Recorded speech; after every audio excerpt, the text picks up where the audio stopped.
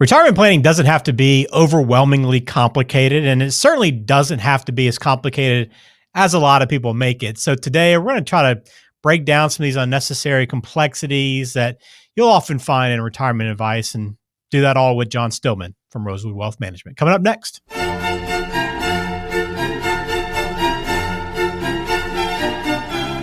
Well, hello and welcome into Mr. Stillman's Opus. Glad to have you, Ben George, alongside John Stillman at Rosewood Wealth Management. He is a chartered retirement planning counselor. John, I know you're not a simple man. You might seem simple on the surface. I know you got many layers to you, though. But do you like the simple? I contain multitudes. Yes.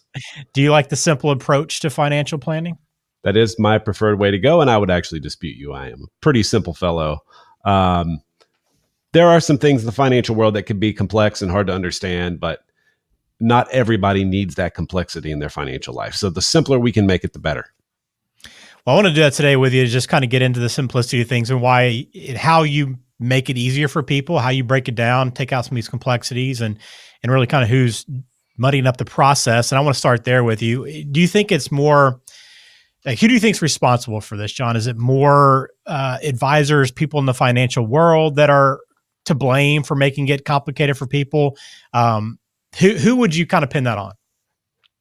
Well, there are probably a lot of people you could pin it on. In some cases, it's just the tax law, the tax code is complicated.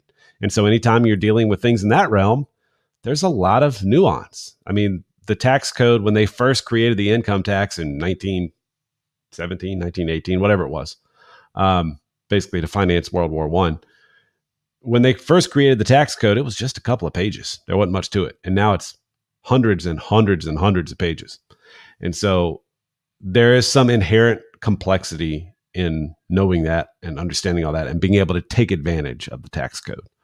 There are some investment vehicles that are just a little complex to understand in terms of how they work. But just because you're invested in something like that doesn't mean you necessarily need to understand the nuances of it. You just kind of need to have a big picture idea of what it's doing. So I think there are a couple of things that happen in the industry. There are some people, and this is more of an old school approach. I don't know that this happens as much now, but I think maybe 20, 25 years ago it happened more, where there was almost this strategy from a lot of the big financial companies, which was like, look, you just have to make this sound as complicated as possible when you're dealing with your clients, because if they're so lost that they can't comprehend anything you're talking about, then they have no choice but to just say, all right, well, you're the expert. This is really hard. I'm going to listen to you. I think that's a terrible way to go about it, but that was a strategy that was employed in the industry. Again, I don't know how much that happens now, but certainly it was a thing that happened a lot more. The other issue, and this is probably more common now, is that there are some people that are just bad communicators. So they're not trying to do something inherently evil. It's just that they're not good at explaining things in a way that the typical person can understand. And it is easy to lose sight of the fact that, all right, well, if I've been wallowing around in this stuff for 20 years, you take for granted things that you know that the average person isn't going to know. And so it can be hard for some people, I think, to talk at a level that anybody understands. So I think in this day and age, more than anything, that's going to be the cause of complexity in people's plans. It's just bad communicators who don't do a good job of explaining what's going on. Yeah, and that's not exclusive to the financial world either. I mean, you can look at pretty much any profession. They'll try to make it overly complicated for you to make you trust them a little bit more, or they'll use a lot of jargon to try to prove something to you. So it's not different. Maybe it's more exaggerated in finance because there's so many different levels to it, and there's a lot more to try to wrap your mind around, which can make it a little more difficult. But So as you try to make, I'll give you an okay, example of that from home maintenance, right? So we have a water softener system, a water treatment system in our crawl space. And every time these guys come out to work on the water, like, these dudes know more about water chemistry than anybody I've ever met. And every time they start talking about it, I'm lost in 15 seconds. And I don't think they're trying to showcase how smart they are. But that is the impression I walk away with, is, wow, I don't know anything about this. I got to do whatever they say. Yeah, and maybe we come across that way. I know Walter probably does, as he's talking with people. The speaking about equipment and different levels of video and audio, and just the nuances of what we do in this recording session probably comes off on people. So I get it, but we want to make things more simple for people and make this process a little more streamlined. So if someone's trying to do that, if they feel like, okay, maybe I'm a little overwhelmed, maybe it's a little too complex for me. What are some steps they can take to start making things more simplified? Well, one of the biggest causes of complexity for people is just too many accounts. So, a lot of times, consolidation of accounts can be a big help. So, I was working with somebody recently. When they first came in, they had 11 accounts. They did not need 11 accounts. Some of those were inherited and they just kept them in the account that they were in when they inherited them. And when I say 11 accounts, that was 11 investment accounts. They also had 5 bank accounts, 2 different banks, each with a checking and a savings account, plus a money market account at one of the banks. So 11 investment accounts, 5 bank accounts. It was just unnecessary. And so what we did was we consolidated a lot of those investment accounts, and they went from 11 accounts to 5 just by putting similar types of money together in the same account. So instead of the wife having 3 IRAs and the husband having 2, like now they each just have 1 IRA. That makes it easier. It's less accounts, less statements, less logins to keep up with. And so consolidation can be a big help for a lot of people. And again, it's usually not that they went out and intentionally opened all these different accounts. It's more like, well, I left a job. I never rolled the 401k over. So I have that account there.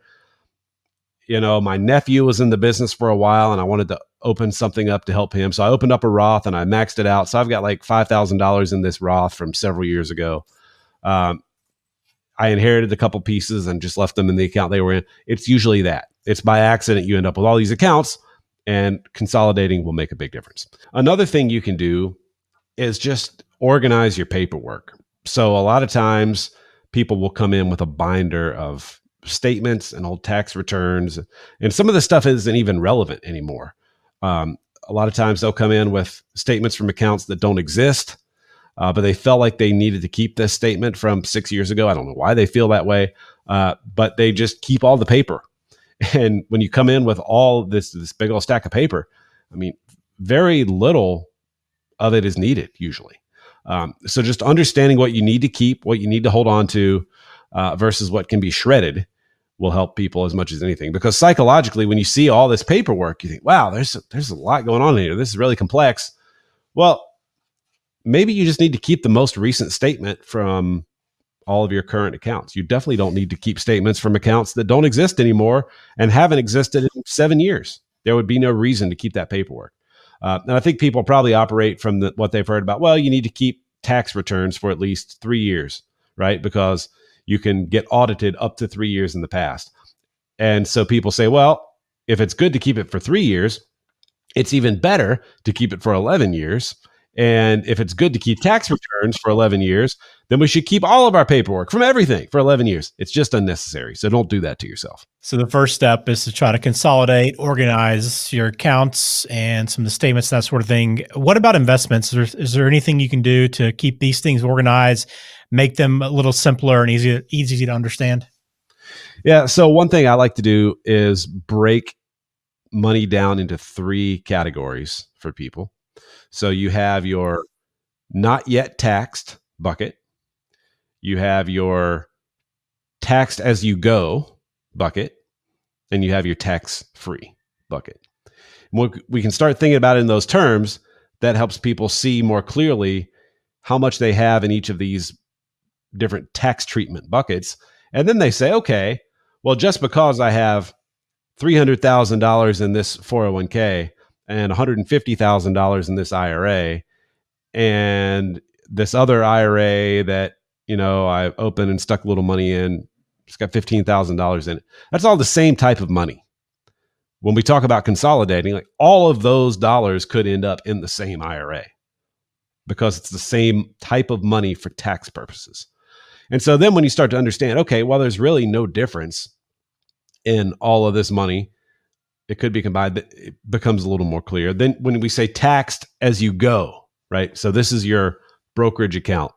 This is anything where you might have to pay capital gains or you have dividends that are being taxed. Your bank accounts technically would fall in this taxed as you go category because you do get a 1099 from the bank for any interest that you earn on your bank accounts during the year. So that would be the tax as you go bucket. It's not a retirement account. It's just bank accounts or after tax investment accounts. Tax free would be mostly just the Roth IRA is what would go in that category. Now you might have some cash value life insurance. Technically, we can consider the cash value of that life insurance to be in the tax free bucket. That's not going to apply to most people, though. For most people, it's going to be the Roth is the only thing that's in that bucket. And when you start to divide it up that way, you say, wow, okay, so out of $1 million, I have 835,000 of it in the not yet taxed bucket. Again, in all different forms, different types of accounts, IRAs, 401ks, 403bs, SEP IRAs, 457, all this stuff that you have not yet paid taxes on. 835,000 of my million is in that. And then I have 50,000 in a Roth in the tax-free bucket. And then I have the remaining, a little over 100,000 is in bank accounts and brokerage accounts. Well, we're kind of unbalanced here, right? We have a lot of money in that not yet taxed bucket.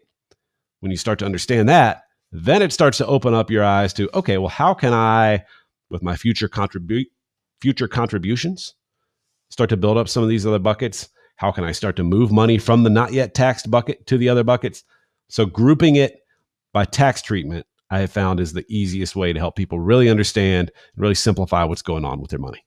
I love it. You can see the beauty of simplicity. And I think it's not only more effective, I think it makes you feel better probably too. It kind of serves two purposes. It's not just, I think a lot of us kind of feel like we need to be complex with our money and maybe do more than we need to. And really the truth is you can be just as effective, maybe even more so by keeping it simple. That's a theme and a strategy for just about anything in life, right? Yeah. I mean, the simpler you can make it, the more confidence you're going to have in your command of the subject, your command of the topic. And the more confidence you have, the more easily you'll make decisions because you feel like you know what you're doing. Now, obviously, we don't want you overconfident to the point that you're just making decisions left and right and you don't really know what you're doing. No, obviously, you need to slow down and make sure you're making the right decision. But I've seen people that lack so much confidence because of the complexity in their picture, they just can't make a decision. They're frozen.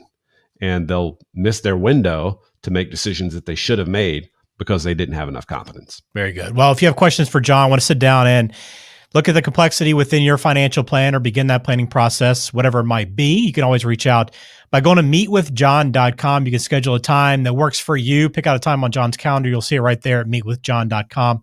Begin that process, or you can call 800-545-2991 for Rosewood Wealth Management. All right, John, you're not a simple man. I know you like to think you are, but you got a lot of depth to you, John. We appreciate that here. I'm glad you think that. At least you played it off that way very well.